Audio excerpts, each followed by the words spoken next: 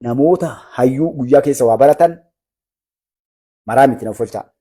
Abbootii qabeenya kana akkuma badee yookaan ifaajeellee ta'u fidee tasatti bahe tasa.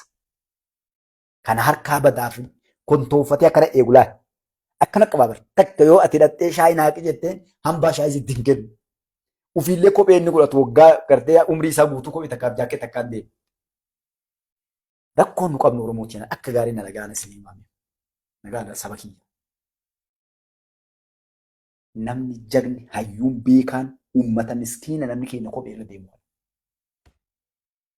Atooma beektanii namooma qaba, sirna qaba, jagnummaa qaba, hayyummaa qaba.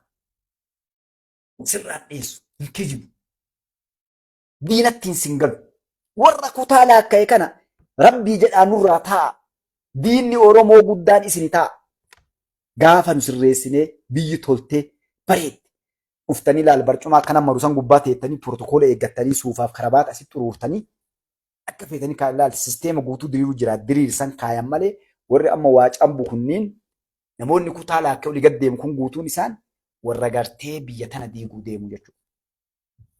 Maaliif isaan dhibattu jabaa amma Tsaggaayee Jawaariin Isqeel Gabbisaa hundi isiitu maaliif Amaaraaf Tigree caalaa Oromoon sodaattu zabana Amaaraa maa jedhan ifama naa godha uummanni Amaaraa kana.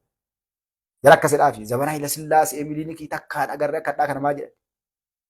Uf laala inni Jawaar mataa isaa laala Jawaariin asii dheessee Keenyatti taree Keenyaa bakka meeqa qilee bu'ee gartee kalee kunoo adda Siyaatil keessaa kitaaba qabatee akka warra gartee wannaa gurguruutitti kitaaba qabateetiin nam tokko jala deemaa gartee kitaaba narraa bitaa. Kitaaba qabadhee dhufee jira akkana qabatee wannaa keessa deeme. Rabbi nama salphisin. Rabbi nama diqqeessin wallaahi. Rabbiin ol fuudhee gan nama deebisi wallaahi. Dhiiga namaatiif bar salphinnu akkasii waan akkasii godhu bar Jawaarii silaa hadha kabajaan taa'u kitaaba. Jarna ji'a sadii afur ga'e kitaaba qabatee deema Jawaar kun xiyyaara keessallee makiinaallee seenaa mana bunaallee seenaa qabatee deemaa jira. Baggaa hindu kitaaba bittan kitaaba matsaafaa illee jaajaara gartee. Faranjiin illee bangilizinyaa siffaallee afoo qabaadha. I have books some I read English book jedhee afoo qabaadha. Namni waan guddaa irraa hedde ijoolleen adda jettuun tuni biyya waa jijjiiree Jawaar waliin gadiin dhufee morka jaraa kana aarii jaraa kana baasaa feetti. Amma Tsaggaayee illee dabalame. Kaleessuma Tsaggaayeen hattuu jedhaa wannaa irra taa'e. Hunduu bar hattuu waliin jetti. Kijibduu hattuu akkana goote maalii goote. Heenooki nama Jawaariin wannaa keessaa baase keessaa Heenooki. Namni Jawaar Maamma salphina ilmoon namaa kan musattare irratti dalage Heenooki. Dr. Heenooki Gabbisaa. Heenooki Gabbisaatii fi wannaan walitti hiriira fakkaatu. Wallaahi wanni yaatu kun beeytani hattuu warra hattuu beektu isin hattuu araada ijoollee duriyee karaa gubbaa saambusa nyaattee guddatte tan. Amma tana boksiin funyaa walirraa cabsitee wal qaqqaltee fuula kana burcuqqoo xaarmusii cabsitee walii wawwaraanteeti achi yaatee yoo waa fuudhante ne anaa inni shakkina jettee amma tan ammuma walii galtee nama kiisha seente qaata kun xalafee lafaan dha'ee kun kiisha waa fuudhe ammuma kana gartee waliin oliite qaata waa fuudhe yeroo qoodamuun geette boksiin funyaa walii cabsitee ammallee. Isa gartee takka duriyyee wallaahi wanni yaa'u kun hojiin jarri dalagaan hojii duriyyee ijoollee magaalaa sana maafiyaa janiin gartee warraa bes dantaan isaanii wal dhabbiin isaanii illee temporaarii yeroodhaaf maaliif sirna hin qaban waan irra wal dhaban hin beekan waan irra walii galan hin beekan jechuudha.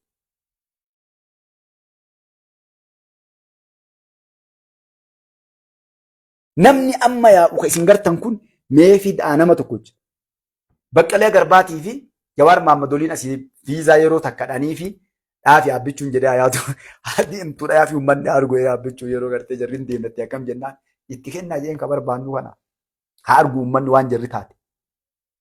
Haga jarri waan beekne uummanni argu viizaa an dhayeniif haa deemtee alatti haftu. Kun Awurooppaa qajeelee kun Ameerikaa qajeelee. Yeroo siyaatiin waliin dhufan jarri lamaan boggolitti. Baqqee kan keessumatti uummanni darbee lafa buusee baqqalaan guduunfamee taa'ee abbee kana gootanii mataa raase gurraachi tulluu argeetu maal jarala dubbiin baddee mee baqqalaa kana onna jedhaa baqqeen maal jedhee eenyu du'ee eenyu jiraata gani jettaniin isaadhaan nama hin qabu anatu hin galle jedhee achitti hafe baqqeen. Fiilmii Jawaar irratti dalage baqqeen irratti dalagee Jawaarii kan kee gartee zeeroo dambisee lafa dalage amma waliin barcumaa takka rateetti. Barcumaa takka rateettee qabsoo irraa dubbatti. Kanaaf wanni isin jechuu barbaade maali? Jarri kun jala na dhagaa gaariitti. Eertiraan yoo Jawaar faatii Gwaantii harka sila waan biraa jedhan of folchaadhaaf hayyuun danna caqasa. Yoo Jawaarfaati Baqqalaan faa Saggaayeen faa hattuu yaatu tunniin ergamtuun jalaa tunniin koondomii taateen dhufiniin namni tokko as garagalee fincaa'u hin jiru. Faannoon baanan osoo girnoof matiriyaas xiyyaaraaf taankii itti kennite diroonii itti kennite ati Oromoo 4 kiiloo jira deemi baasii jetteen wallaahi kakadhee isin dhufas garagaltee fincooftu. Abbaa feetan dhagaa gaafata. Ijoollee walloo biraan dabartu osoo haga feete deemte. Ijoollee walloo jagnaan walloo biraan dabartu as dhufuu dhiisi. Bara maarri jedhan su keessaa bara ganda keessa kenna kana keessaa bara maarri as jira ganda kee hunda keessaa gurbaa. Qufin jaani bara quf.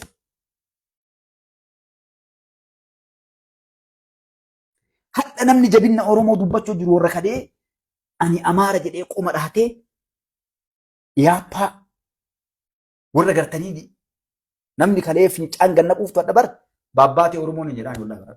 Abbaan kee Oromoo jechaa itti ol baate qoshaashatee na tana dadhabne malee. TPLF dhugaa osoo lolattaate baradha TPLF namni gartee Oromoo osoo jedhee ilaale lolaan Oromoof dhagaa jiran sabaa sablammootaaf Oromoo namni qawwee itti dhukaasu dhiisee jedhee ilaalu kan jirre beektanis inni beekan. Kalee kan cabsaniin bara amma namni gariin dhugaa sedha. Wanni nu cabsa Oromooti wallaahi Oromoo jagnummaa Oromoo na folchalle walumaa illee na folcha nama safillee rabbi nan wallaahi Oromoo ta'ee kiyyaaf Oromoon ani waan dhiigni ana dhiikiyyaan Oromoo ta'eef Oromoo jajaan jiru. Oromootu jagna sabaa sablammoota jagna. Uummata naman tunda yoo tuqa namoo akka kinnisas iddu qeerransaaf leenca Oromoon. Ni beekan namni Itoophiyaa ijaaree taa'e laalaadha jiranaa tole yaate jedhan. Mee ganda kee hundi bar Wallagga Shawaa Gujii Booranni Arsiin Baal Jim jeneraalota gayyaa beektan marti kalee Itoophiyaa lolaa turan laal. Waggaa 5-7 kanatti himi qaban. Waggaa 40 Haayila Sillaasee irraa haga dargiititti warra biyya loolee lolchiisaa ture jeneraalonni kunniin. Koloneel irra dhagabbaye kun humna qilleensaa kalafuu guutuun bare. Mee gadaa fidanii jeneraalota irraa gamtu jira. Bira jeneraalonni isaanii kalaa kan Oromoo beektu isin martisi. Ta'e baluu Amaara jedhan. Beektu kan hin beeku hedduun namaa ijoollee Walqaayitti, ijoollee Raayyaa, ijoollee Walloo, ijoollee Tuulamaa bara naannoo muranii Amaara jedhanii. TPLF bara meeshaa biyyattiin qabdu guutuu fudhattee baankii qullaa gootee taankii waa hunda fudhattee dippiloomaasiin addunyaa guutuu qabattee bara gaafa mootummaan kun gadi hin dhaabbatiin waa takka harkaan qabne namni balbala waajjiraatu banee seenuun beekne lola nubbantee bara. Lolli seenaa Itoophiyaa keessa guyyaa 5 lolamee lola ilmaan Oromoo roofte.